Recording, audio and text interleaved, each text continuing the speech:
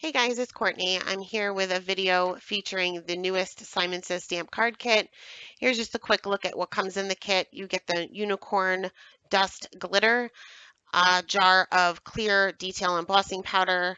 You have some thread by We Are Memory Keepers, 3 pearlescent or metallic envelopes by Simon Says Stamp.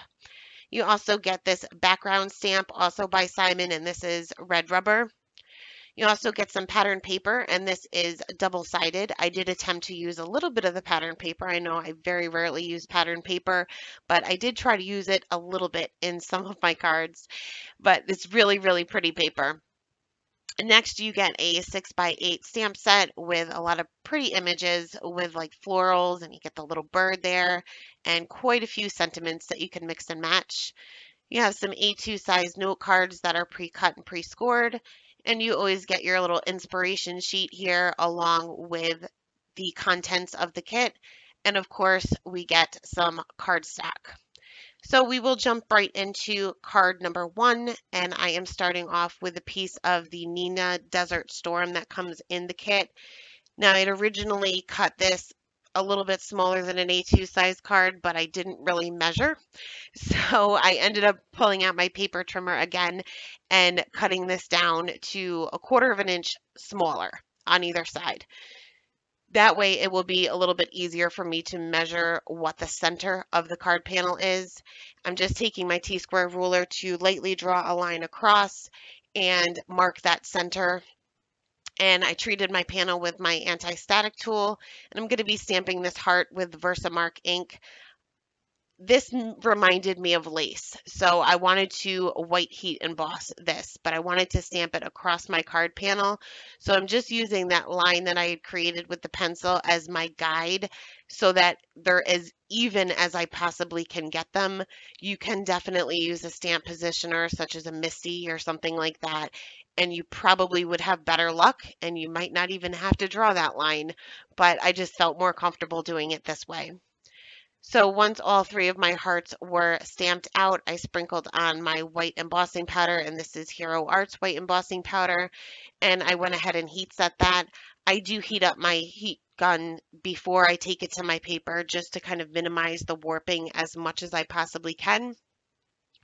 Once that was heat set, I carefully removed or erased my pencil lines there, and you just want to be super careful that you don't rub too hard here or else some of your embossing powder will come off. So I went ahead and treated the bottom part of my card panel with that anti-static tool, stamped part of my sentiment with that Versamark, and sprinkled on some more white embossing powder and heat set that. And you can see I have color changing nail polish here. So as the heat gets towards my nail, that starts to change color. So I wanted to add a little bit more to the sentiment. So I'm taking one of the sentiment strips that come in the stamp set, and I'm stamping this with khaki ink by Simon Says Stamp onto a piece of white cardstock. And this is just from my stash. I believe it's Nina. That's typically what I use. And I went ahead and cut this down to a really skinny strip. And this closely matches, the khaki ink closely matches the Desert Storm cardstock. I went ahead and took my Tombow Mono Multi Glue to adhere my panel flat onto an white A2 size note card. And because it's a little warped, you kind of have to make sure that you're pressing down regardless of the adhesive that you use to make sure none of your edges are popping up. Next, I took a strip, a really, really skinny strip of my Scotch foam tape to pop up the rest of my sentiment directly over my little hearts there. And that is it for card number 1. We'll go right into card number 2 next, and I'm going to be pulling out some of that pattern paper. 2 pieces of pattern paper, actually. So I'm using this I guess they're bricks, as my main panel. So I'm cutting this down, and this is 5.5 by 3 3/4. And then I'm also cutting a strip of this striped, and this will just go on the side. So it doesn't matter if it's a little bit too wide. So I'm going to focus on this brick one here, and I'm going to be using the single flower stamp in the stamp set. And I wasn't sure if I was going to be doing no line coloring or if I was going to stamp it in black. So I'm using my scrap here to see what ink shows up. And the fade out ink or any kind of light ink was not going to show up enough for me to see. So I tested out the black and it didn't look so bad. So I ended up stamping directly onto my main panel here with blackout ink. And this is by Ink on 3 because it is a Copic safe ink. I'm going to jump right into the coloring, and I'm almost doing my coloring the same way as I normally do, except I'm jumping right into my darkest color because this is not a, a paper or a cardstock that you would typically use or that would be recommended for Copic coloring or alcohol marker coloring. I don't want to overblend here and risk it bleeding. So I'm going to be putting minimal amount of ink onto the paper. So basically for my darkest color, I'm just going over the very darkest areas, which will pretty much be where one petal is laying under another or where it's kind of coming out from the center of the flower. Now there's a lot of detail in these images. There's a lot of lines within the images that kind of show you where the shadows will be. Keep in mind that because Copic markers are transparent, you're going to see these lines still. So you don't have to do a whole lot of shading because this is going to give the appearance that you did more shading than you actually did. So I'm going to go right in with my mid-tone color here, and I'm basically just extending those areas out a little bit further, making those lines a little bit thicker. I'm not doing any flicking at all here. Again, don't want to risk this bleeding onto the rest of my card panel. Going in with my lightest color, and I'm very quickly going over each petal. I'm not over blending here. If it's not a perfect blend, it's fine. But I did use colors that are pretty similar to one another. I wasn't worried about not getting that contrast because, like I said, this image does have a lot of those details right in it. For the center of the flower, I just went in with a solid color. Again, not needing to do any shading because of the illustration itself. For the leaves, I'm going to be using 3 colors on these as well. Again, going right in with my darkest color, mainly concentrating the darkest areas being towards the center where the veins of the leaf are and where the leaf is kind of hanging underneath the flower itself. I'm creating a shadow there, extending all of those areas out with that mid-tone color, and then finally going in with the lightest color and just quickly filling in those areas, again being careful not to overblend and risk this bleeding out. So once my coloring was done, I went ahead and took one of the larger sentiments from the stamp set, treated that panel with my anti-static tool, and I'm going to be stamping this with my Versa Fine Onyx Black ink directly onto the card panel. And now the kit comes with clear embossing powder, but I already have the clear embossing powder, and I believe my clear embossing powder is the detail by Simon anyway. So I'm just using that rather than opening another jar. I'll use that as my backup for when I run out. I went ahead and heat set this with my heat gun, again making sure that it's heated up before bringing it to the paper. This paper especially will warp. It's a lot thinner than cardstock. So I went ahead and adhered my little striped strip with my Tombow Mono Multi Glue directly onto a top folding A2 size note card. Took some fun foam, adhered that to the back of my main panel with that same glue and then onto the card base itself. And then I put my Misty on top of this for about 5 or 10 minutes just to make sure that as it dries flat and it doesn't start to warp up at all. Next, for the third card, I'm going to be creating a background with the 2 hearts that are in the stamp set, the 2 open hearts, I guess. So I lined them up onto my acrylic block using my grid mat just to make sure that the points of the hearts matched or lined up. And then I'm just going to be stamping onto my card panel, again, just using the points of the hearts as my reference so that as I'm stamping vertically, which I found to be easiest, they are lined up the best I can. I'm not doing any measuring here, and once everything is said and done, you're not really going to be able to tell if it's not perfect anyway, but I want to give the illusion that it is.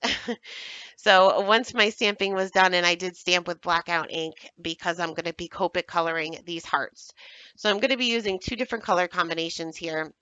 For this first heart, I am filling in the entire area, not the little dots on the outside, but just the inside with my lightest color. Then going in with my darkest color and just creating a little bit of shading off to the left-hand side and a little bit towards the bottom. I will flick that out with my darkest midtone, which is that RV06. Then extend that out even further with my lightest midtone, and then again back to my lightest color.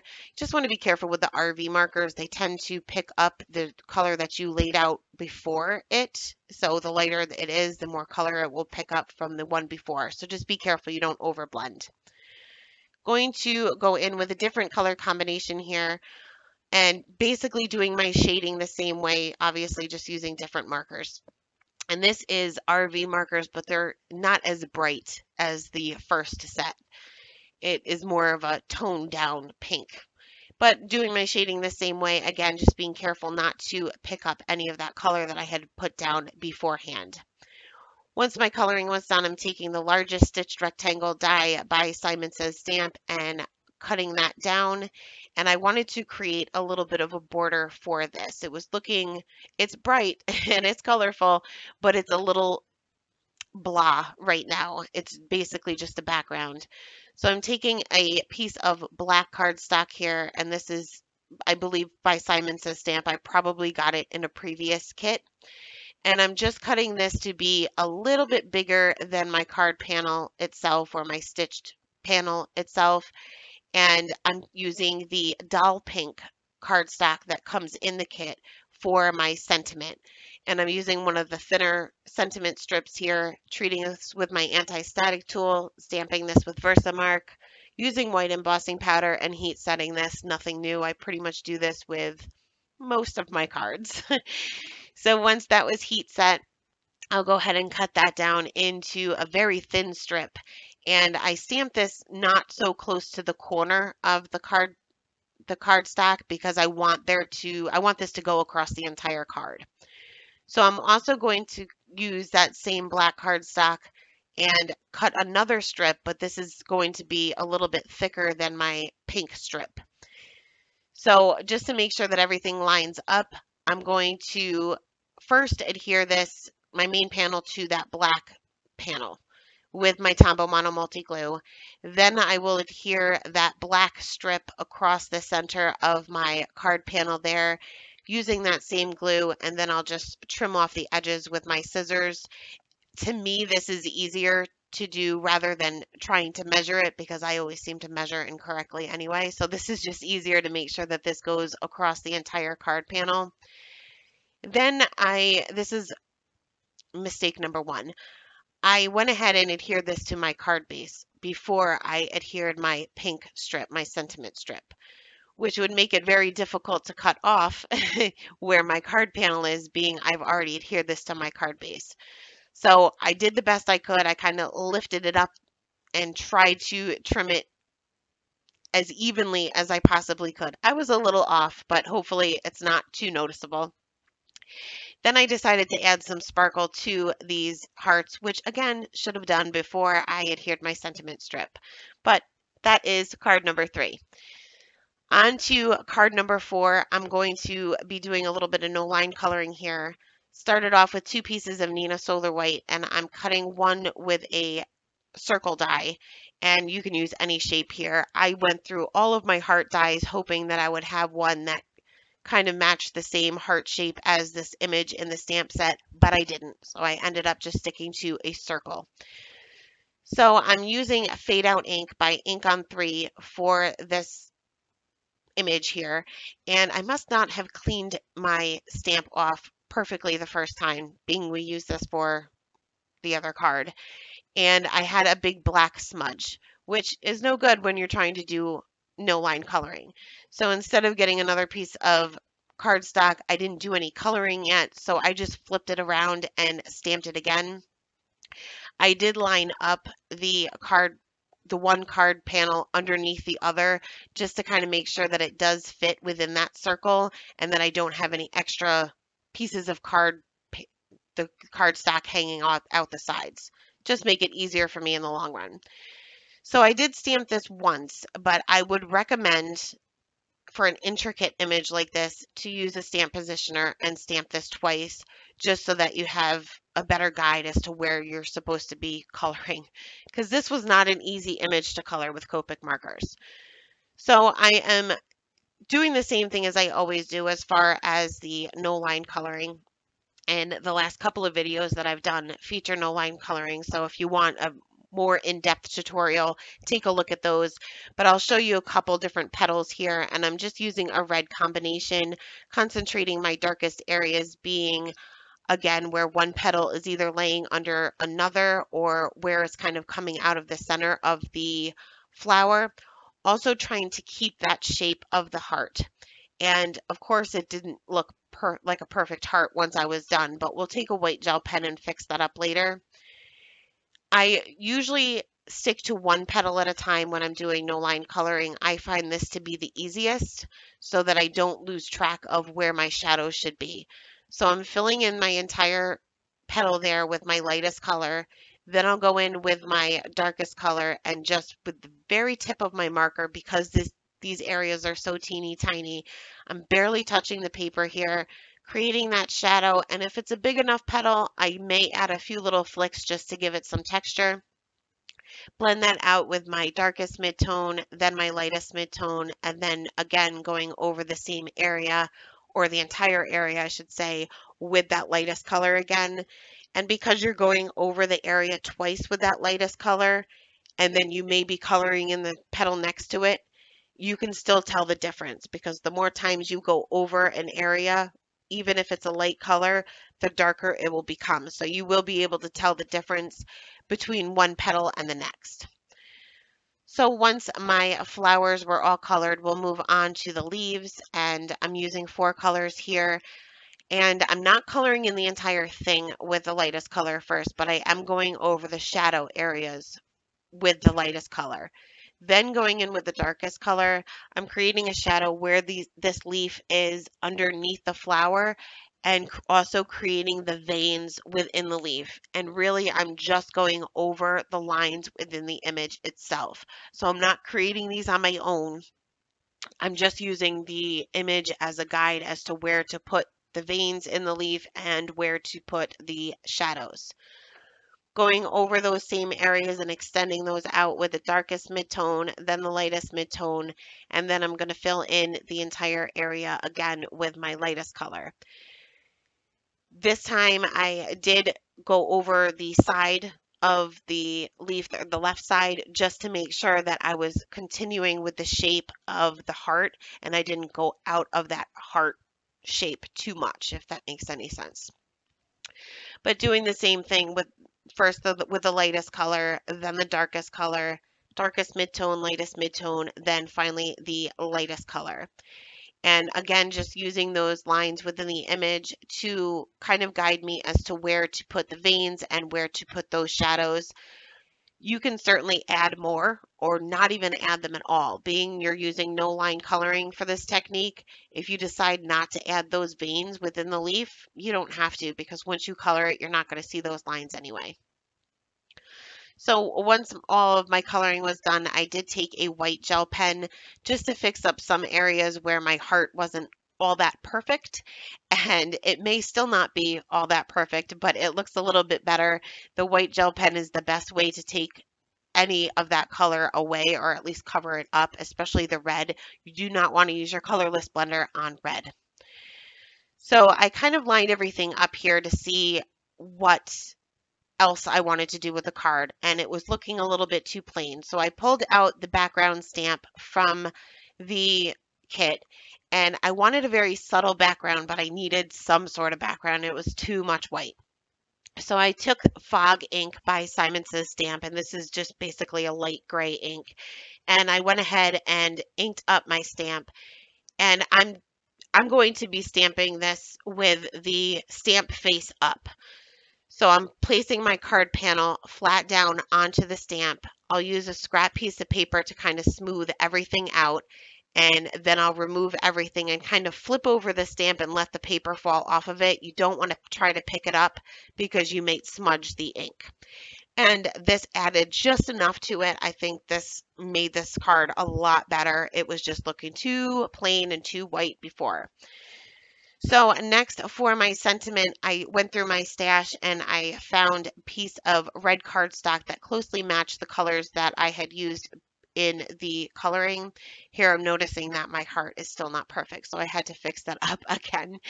But I believe this is either schoolhouse red or lipstick red that I used for the sentiment strip. I did pop up that panel, the die cut panel on top of the colored panel too, and then adhered everything to an A2 size note card with my Tombow Mono multi glue. Nothing new here. So for the red cardstock, also nothing new because I'm going to be heat embossing my sentiment again. So I'm using one of the larger sentiments from the stamp set, treated that cardstock with my anti-static tool, stamped with my Versamark ink, sprinkled on my white embossing powder, and heat set this, and then cut it down into not so much a strip this time. I pretty much just cut around the sentiment itself. I knew that this was going to somewhat overlap my circle. So in order to do that and make sure everything is flat against the card and you don't have too much bulk, you kind of want to make sure that you line this up first and determine what areas need to be popped up, because some of it is going to go directly over that circle. That would be the area that would need to be popped up, and then everything else would be flat. So I took a teeny tiny piece here. Before I removed that backing, I lined it up to make sure it was correct. Removed the backing of the Scotch foam tape, added my Tombow Mono multi glue to the rest of that little sentiment there, and went ahead and adhered that down. And you can kind of feel around where you have that die cut so you can move that around as you need to. So on to the final card, I'm using another piece of the Nina Desert Storm, and I'm using dark chocolate ink by Simon Says Stamp to stamp this floral arrangement down. Now this is a super, super, super simple card, and you can see I have a friend up here with me. So this is Frankie. If you've never seen my videos before, you'll see him often. He loves to watch me color. The first two petals that I colored, and I did not realize his face was right there. So the first two petals I colored, I didn't realize that I forgot to press record. So I colored those off camera, and I'll just show you a few of these petals. But I'm starting off with my white pencil, and these are polychromos. And I covered up very lightly the entire petal. Then I'll go in with my darkest color and just go over where the darkest areas will be. Again, I'm not coloring this with any different than I did with the other ones as far as where my shadows would be. Then I'll go in with my lighter color and blend that out a little bit, and then finally go back in with my white pencil and cover up the entire petal. And I'm using a pretty light hand here. I'm not pressing all that hard. You can always go back in and add more pigment if needed if you don't press too hard. The harder you press, the less likely you are to be able to go back in and add any more. So I colored all four, I think there's four flowers here, the same way with the same colors. I'm just basically leaving the tips of them white. Even the teeny tiny little petals here that I'm coloring right now, I still left a little bit of room to leave them white. Some of the shading will be a little bit different, but like I said, there's a lot of detail within this image. Use that as your guide as to where to put those shadows. So yes, there are four flowers plus that little bud, colored them the same way, and we're basically going to do the same thing for the leaves. So again, covering up the entire area with my white pencil, and then going in with my darkest green, creating that shadow where the leaf is underneath the flower and those veins within the leaf that are part of the illustration. And you'll be able to see them a little bit better because we're using a darker ink. Next, going in with the lightest green and extending all of those areas out, including the little veins within the leaf. And you can see that there's a little bit more shading on the bottom part of this particular leaf, and I just went along with it. Whatever is in the image, that's what I'm going along with. Then I'm going to go back in and cover up the entire thing again with that white pencil. You also want to make sure, because these are really tiny areas, you want to make sure that you're constantly sharpening your pencils. The better tip you have, the better blend you'll end up getting for these areas. If you go in and try to add these little veins of the leaves without having a sharp pencil, it's just going to end up looking like a big blob. So keep your pencil sharpener handy because you will be using it a lot. So I ended up not liking how much white I had on these leaves. So I went in, because I was using such a light hand, I was able to go back in and add even more green to the center. The bottom center is pretty much where I concentrated my greens to be. So for this particular leaf, this is hanging over or under two different flowers. So I'm creating a shadow not only on the bottom of the leaf, but also on the side.